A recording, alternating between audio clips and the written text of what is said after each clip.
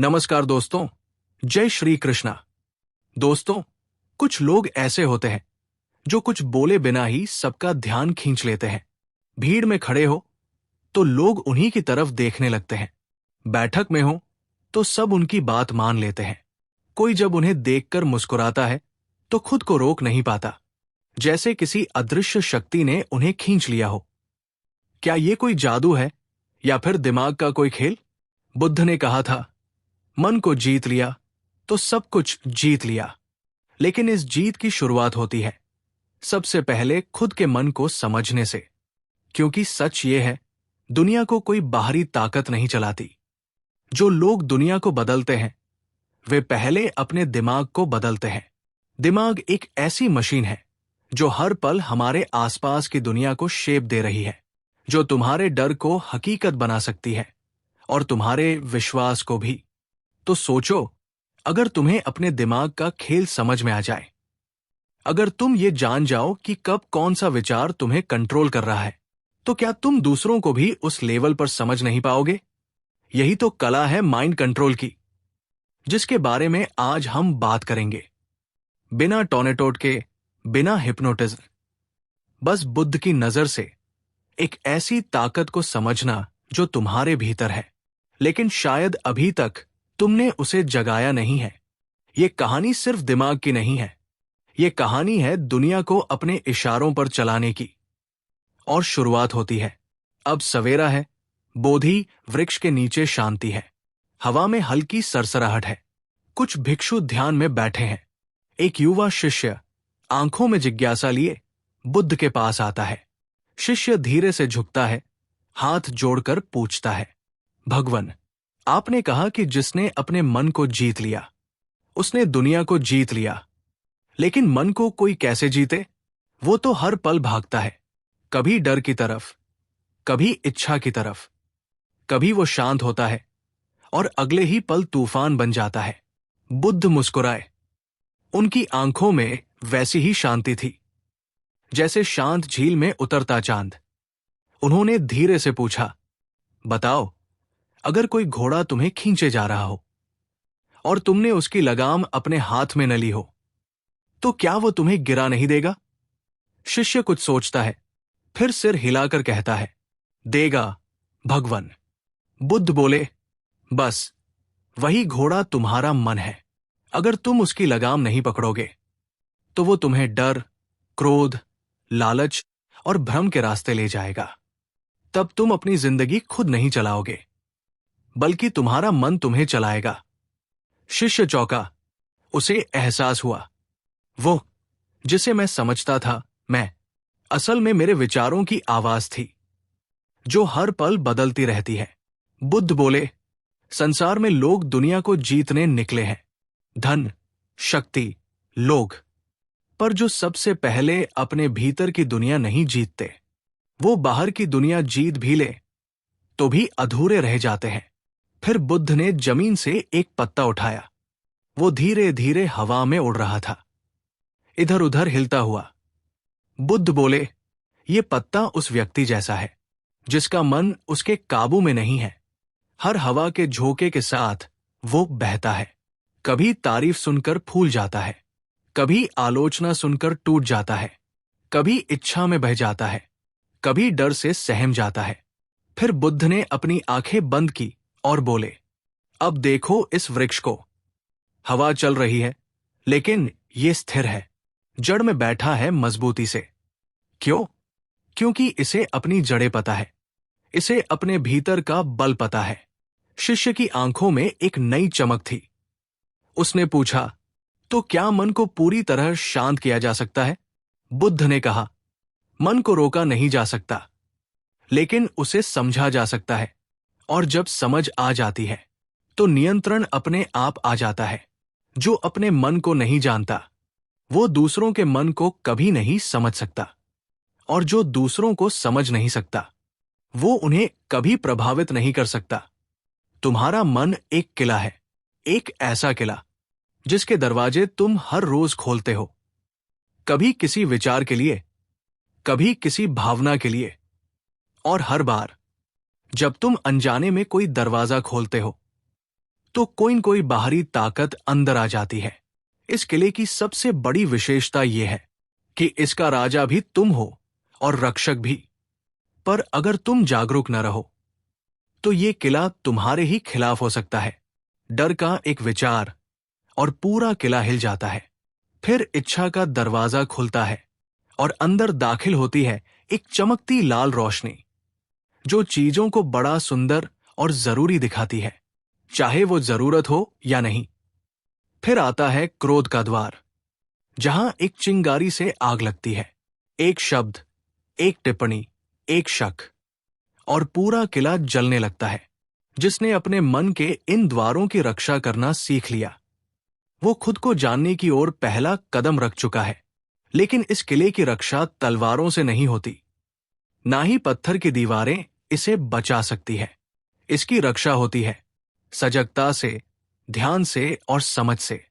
हर विचार एक सैनिक है। अगर तुम उन्हें पहचान नहीं पाते तो वो तुम्हारे ही खिलाफ हथियार उठा सकते हैं। लेकिन अगर तुम सजग हो तो वही सैनिक तुम्हारे रक्षक बन जाते हैं। तुम्हारा मन ही तुम्हारी सबसे बड़ी ताकत है या सबसे बड़ा दुश्मन।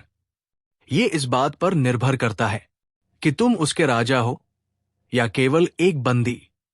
बुद्ध की अंतिम वाणी गूंजती है, मन पर राज करो, तो तुम केवल अपने जीवन के नहीं, दूसरों के जीवन के भी निर्माता बन जाओगे। हर इंसान के भीतर एक युद्ध चलता रहता है। ये युद्ध बाहर नहीं, भीतर होता है। ना तलवारें चलती है, ना बंदूकें, पर फिर भी ये सबसे कठिन लड़ाई होती है, क्योंकि इसमें दुश्मन कोई और नहीं, हम खुद होते हैं। सुबह उठते ही मन दो तरफ खींचता है। एक तरफ जिम्मेदारियां, दूसरी तरफ आराम। एक तरफ संयम, दूसरी तरफ लालच। एक तरफ शांति, दूसरी तरफ गुस्सा। और ये युद्ध कभी रुकता नहीं। बुद्ध ने कहा था, तुम संसार के सारे युद्ध जीत लो, राजा बन जाओ, धन, सत्ता, सम्मान सब पालो, लेकिन अगर तुमने अपने मन को नहीं जीता तो ये सब व्यर्थ है। मन का युद्ध सबसे बड़ा युद्ध है, क्योंकि इसमें जीतना मतलब है अपने भीतर की आदतों, भावनाओं, इच्छाओं और प्रतिक्रियाओं को समझकर उन्हें सही दिशा देना। कल्पना करो, एक मैदान है। उस मैदान में दो योद्धा आमने सामने खड़े हैं। एक ओर खड़ा है क्रोध, जिसकी आंखों में आग है, आवाज में तूफान। दूसरी ओर खड़ा है शांति, जिसकी नजरें स्थिर है, चेहरा शांत पर शक्ति से भरा। अब सवाल यह है, तुम किसे मजबूत बनाओगे? क्योंकि जो भी विचारों को तुम बार बार सोचते हो, जो भावना तुम हर दिन चुनते हो, वही योद्धा शक्तिशाली बन जाता है। अगर तुम हर बार किसी के कहने से नाराज हो जाते हो, हर बार किसी आलोचना पर टूट जाते हो, हर बार अपनी इच्छा को बिना सोचे पूरा करने दौड़ते हो, तो तुम हर दिन क्रोध, लालच, डर को जीतने दे रहे हो। लेकिन अगर तुम एक पल ठहर जाओ, एक गहरी सांस लो, अपनी भावना को पहचानो और फिर सोचकर प्रतिक्रिया दो, तो उस दिन पहली बार तुम जीतते हो। बुद्ध ने अपने शिष्यों से कहा था, जिस दिन तुम पहली बार किसी के अपशब्दों पर चुप रह पाओगे और भीतर से शांत रह पाओगे, समझना तुमने उस दिन पहला युद्ध जीत लिया है। असल विजेता वही होता है जिसे कोई उकसा नहीं सकता, जिसका नियंत्रण उसके हाथ में होता है, बातों का नहीं, परिस्थितियों का नहीं, बल्कि अपने मन का। ये जीत तात्कालिक नहीं होती। हर दिन एक छोटी सी कोशिश, हर दिन एक छोटा सा युद्ध और हर दिन एक छोटा सा विजय क्षण धीरे धीरे तुम्हें एक ऐसे इंसान में बदल देता है जिसकी उपस्थिति ही प्रभावशाली होती है, जिसे देखकर लोग कहते हैं, पता नहीं क्यों, पर इसके पास एक अलग ही ऊर्जा है। और ये ऊर्जा कहीं बाहर से नहीं आती, ये उस भीतर के युद्ध में मिली जीत से आती है जो तुमने खुद से लड़ी होती है। तो अगर तुम सच में दुनिया पर प्रभाव डालना चाहते हो तो पहले अपने भीतर उतरना होगा, क्योंकि जो खुद को जीत लेता है वो फिर किसी के आगे झुकता नहीं। कुछ लोगों की मौजूदगी में हमें शांति महसूस होती है, वो ज्यादा बोलते नहीं, कोई दिखावा नहीं करते, कोई जबरदस्ती नहीं करते, पर फिर भी लोग उनकी तरफ खींचते चले आते हैं, जैसे कोई अदृश्य चुंबक हो जो बिना आवाज, बिना ताकत, सिर्फ उपस्थिति से लोगों को अपनी ओर खींच लेता है। बुद्ध ने इसे कहा था मन की शक्ति। जब मन स्थिर हो जाता है, जब भीतर की उथल पुथल शांत हो जाती है, तो इंसान सिर्फ शरीर नहीं रह जाता, वह एक ऊर्जा बन जाता है, एक ऐसी ऊर्जा जो बोलने से पहले ही असर कर देती है। एक बार एक राजा बुद्ध के पास आया। राजा घमंड से भरा हुआ था। उसने सोचा, ये सन्यासी मेरे सामने झुकेंगे। लेकिन जब वो बुद्ध के पास पहुंचा, तो बिना कुछ कहे ही उसका सिर झुक गया। क्यों? क्योंकि सामने खड़ा इंसान शांत था, स्थिर था और इतना गहरा था कि राजा की ऊंची आवाज भी उसमें डूब गई। बुद्ध ने कहा था, जिसे खुद की जरूरतें नहीं होती, वो दूसरों की जरूरत बन जाता है। हमारा मन लगातार मांग करता रहता है, मान्यता, प्रशंसा, प्यार, ध्यान। और जब ये मांग ज्यादा होती है, तो हम आकर्षक नहीं, आसक्त हो जाते हैं। पर जब मन खाली होता है, तो उसमें कुछ ऐसा भर जाता है जो शब्दों से परे है। मन की ये चुंबकीय शक्ति किसी किताब से नहीं आती, कोई कोर्स, कोई भाषण इसे नहीं दे सकता। ये आती है स्वप्रशिक्षण से, अपने विचारों को देखने की आदत से, खुद पर काम करने से। कल्पना कीजिए, एक तालाब है जिसकी सतह अशांत है, कोई उसमें अपनी परछाई नहीं देख सकता। लेकिन जब पानी शांत हो जाता है, तो सब कुछ साफ दिखने लगता है। मन भी वैसा ही है। जब वो शांत होता है, तो सामने वाला उसमें खुद को देखता है। यही कारण है कि बुद्ध की उपस्थिति में लोग खुद बदलने लगते थे। किसी उपदेश की जरूरत नहीं होती थी, उनकी ऊर्जा ही शिक्षा बन जाती थी। अगर आप चाहते हैं कि लोग आपको समझें, आपका सम्मान करें, आपसे जुड़े, तो सबसे पहले आपको खुद से जुड़ना होगा। आपका मन ही आपकी असली शक्ति है। उसे निखारिए, उसे जानिए, उसे सजग कीजिए।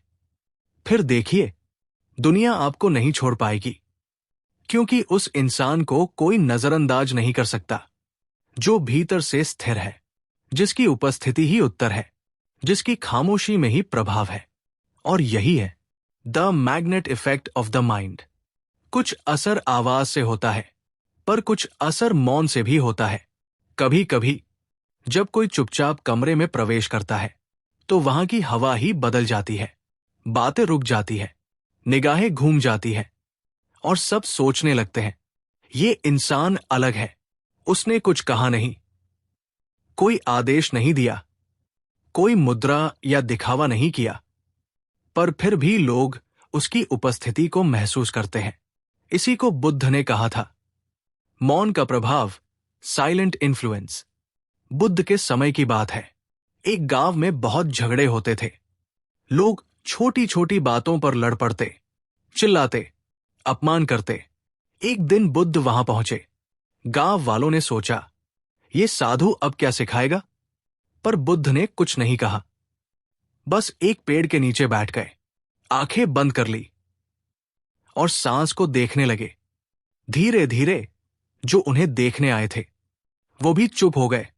फिर कोई उनके पास बैठ गया, फिर दूसरा, फिर तीसरा, और कुछ ही देर में वो पूरा गांव, जो रोज चिल्लाया करता था, अब मौन में डूबा हुआ था। बिना बोले बुद्ध ने पूरा गांव बदल दिया। कैसे? क्योंकि उनका मन स्थिर था, और जो भीतर से स्थिर होता है, वो दूसरों के तूफानों को भी शांत कर सकता है। जब हमारा मन शांत होता है, तो हम उस झील की तरह बन जाते हैं, जिसमें सामने वाला अपनी उलझनें साफ देख सकता है। आज की दुनिया में भी साइलेंट इन्फ्लुएंस की ताकत वही है। सोचिए, किसी बहस में अगर एक व्यक्ति चुपचाप सुनता रहे, बिना प्रतिक्रिया दिए, तो कुछ समय बाद सामने वाला खुद ही थम जाता है। क्यों? क्योंकि प्रतिक्रिया फ्यूल देती है और मौन उसे बुझा देता है। बुद्ध कहते थे, मौन तब ताकत बनता है जब वो भीतर की स्पष्टता से आता है, डर से नहीं। अगर आप दूसरों को प्रभावित करना चाहते हैं, तो सबसे पहले अपने भीतर की आवाजों को शांत कीजिए। जब आपका मौन डर से नहीं बल्कि समझ से आता है, तब आपकी खामोशी भी गूंजती है। एक माता पिता का मौन, एक गुरु की चुप्पी या एक नेता की नजर, ये सब शब्दों से ज्यादा कह जाते हैं। तो अगली बार जब आप किसी को बदलना चाहें या किसी परिस्थिति को संभालना चाहें, तो बोलने से पहले रुकिए, देखिए, महसूस कीजिए और फिर निर्णय लीजिए कि मौन ज्यादा असरदार होगा या शब्द। क्योंकि याद रखिए, हर प्रभावशाली इंसान जरूरी नहीं कि ऊंचा बोले, पर उसका मौन हमेशा गहरा होता है। और यही है साइलेंट इन्फ्लुएंस, वो शक्ति जो बिना बोले दुनिया को छू लेती है। बुद्ध ने कहा था, मन को जीतने का कोई एक रास्ता नहीं होता, ये एक यात्रा है जो 5 सीढ़ियों से होकर गुजरती है।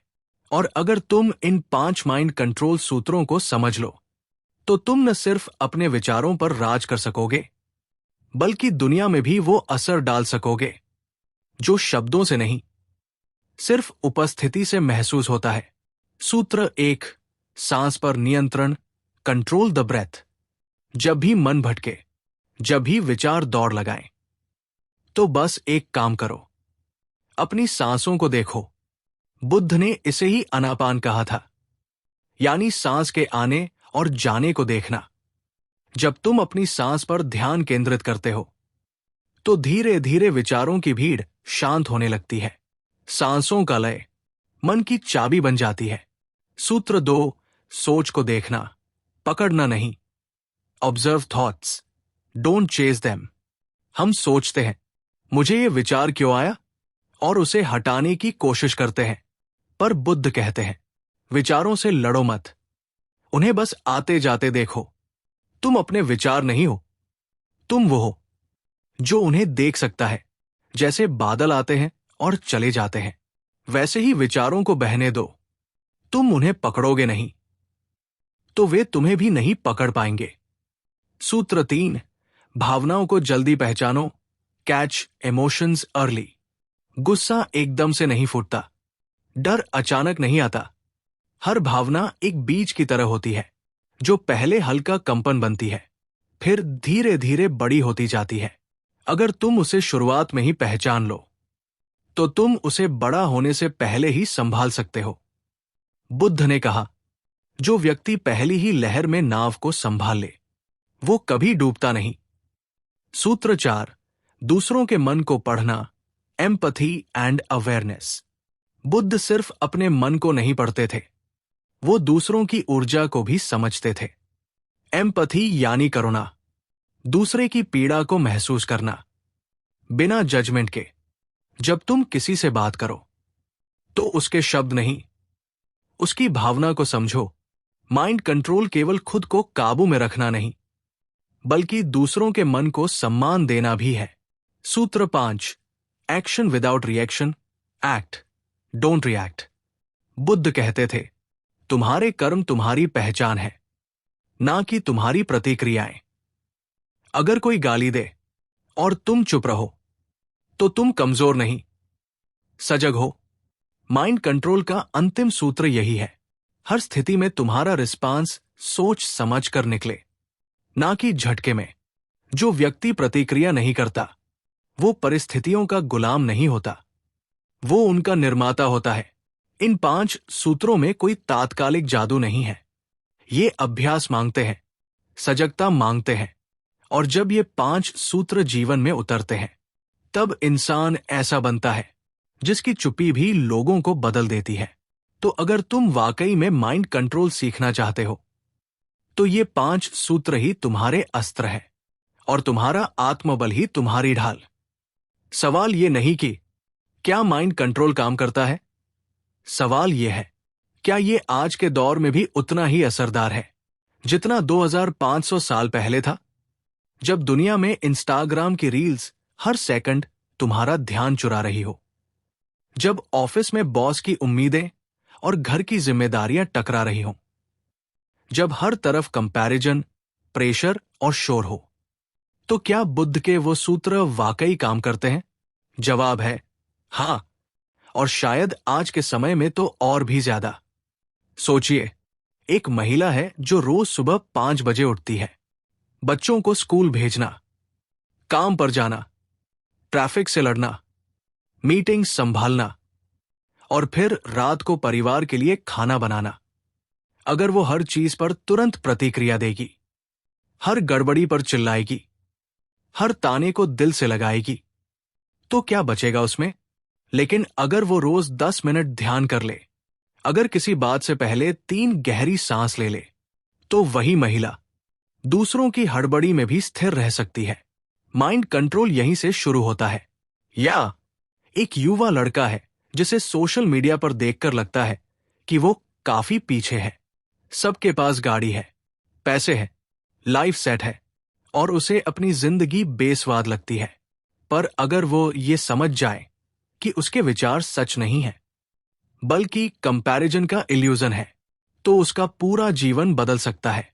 क्योंकि बुद्ध कहते थे, तुम्हारे दुख का कारण दुनिया नहीं, तुम्हारा मन है जो उसे देखता है। माइंड कंट्रोल का असली टेस्ट तब आता है जब कोई तुम्हें उकसाता है। तब तुम क्या जवाब देते हो? जब सब गुस्से में हो, क्या तुम शांत रह पाते हो? जब कुछ उल्टा हो जाए, क्या तुम प्रतिक्रिया देने से पहले ठहर पाते हो? और जब कोई तुम्हारी तारीफ करे, क्या तुम उसमें बच जाते हो या स्थिर रह पाते हो? यही है मॉडर्न एप्लीकेशन, माइंड कंट्रोल को रियल लाइफ में जीना। हर एक मीटिंग में, हर एक आर्गुमेंट में, हर नोटिफिकेशन में, हर डिसअपॉइंटमेंट में माइंड कंट्रोल काम आता है। ये कोई अलग से बैठकर सीखने वाली चीज नहीं है। ये हर पल, हर परिस्थिति में जीने वाली कला है। तुम अगर एक दिन अपने डर पर काबू पा लेते हो, तो तुम सिर्फ एक काम नहीं जीतते, तुम उस दिन खुद को जीतते हो। और जब ये छोटी छोटी जीतें रोज होने लगती है, तो तुम में वो मैग्नेटिज्म आने लगता है जिसके लिए ना जोर की जरूरत होती है, ना शब्दों की। बस तुम्हारी मौन उपस्थिति ही लोगों के लिए प्रेरणा बन जाती है। हर इंसान चाहता है कि वो अपनी जिंदगी का राजा बने। वो चाहता है कि लोग उसकी सुने, उसका सम्मान करें, उसके कहने पर चले। वो चाहता है कि दुनिया उसके मुताबिक चले। लेकिन कोई भी सच्चा राजा सिर्फ मुकुट पहनकर नहीं बनता। वो बनता है जिसने पहले खुद पर राज करना सीख लिया हो। बुद्ध ने कहा था, हजारों युद्ध जीतने से बेहतर है अगर तुम खुद पर एक बार जीत जाओ, क्योंकि वो जीत कभी तुमसे छीनी नहीं जा सकती। आज दुनिया में ताकत की परिभाषा बदल चुकी है। ताकत अब सिर्फ धन, सेना या पद में नहीं है, बल्कि उस इंसान में है जिसके चेहरे पर स्थिरता हो, जिसके विचारों में स्पष्टता हो और जिसकी मौजूदगी में हलचल थम जाए, जिसने खुद के भीतर के शोर को शांत कर लिया। अब वो बाहर की भीड़ को भी दिशा दे सकता है। और यही फर्क है एक सामान्य इंसान और एक मन का राजा होने में, क्योंकि मन ही सबसे बड़ा साम्राज्य है। अगर तुम अपने डर पर, अपनी लालसा पर, अपने क्रोध पर राज्य कर लो, तो फिर कोई भी परिस्थिति तुम्हें हिला नहीं सकती। सोचिए, बुद्ध ने कोई हथियार नहीं उठाया, ना ही कोई सिंहासन मांगा, ना ही किसी देश पर कब्जा किया। फिर भी आज, हजारों सालों बाद, लाखों लोग उनके बताए रास्ते पर चलना चाहते हैं। क्यों? क्योंकि उन्होंने सबसे बड़ा युद्ध जीता था, अपने मन का। आज भी जब कोई शांति से बैठा ध्यान करता है, जब कोई प्रतिक्रिया देने से पहले रुकता है, जब कोई अपने भीतर झांक कर सच्चाई को देखता है, तो वो अपने भीतर के राजा को जागृत करता है। और यही अंतिम संदेश है। अगर तुम दुनिया को जीतना चाहते हो, तो पहले खुद के मन को समझो। राजा वो नहीं होता जो हजारों को झुकाए। राजा वो होता है जिसे किसी को झुकाने की जरूरत ही ना पड़े, जिसकी चुप्पी में असर हो, जिसकी आंखों में गहराई हो और जिसके विचारों में दिशा हो। तो अब फैसला तुम्हारे हाथ में है। तुम चाहो तो भीड़ के शोर में खो सकते हो, या फिर सजग हो जाओ और अपने भीतर के राजा को पहचानो। क्योंकि अगर मन तुम्हारे काबू में है, तो दुनिया भी तुम्हारे इशारे पर चल सकती है। और यही है बुद्ध का असली माइंड कंट्रोल। कोई चमत्कार नहीं, बस सजगता की शक्ति। दोस्तों, अगर हमारी वीडियो अच्छी लगी हो तो कृपया हमारे चैनल को सब्सक्राइब करें और हमारी वीडियो को लाइक और शेयर करना न भूलें। धन्यवाद।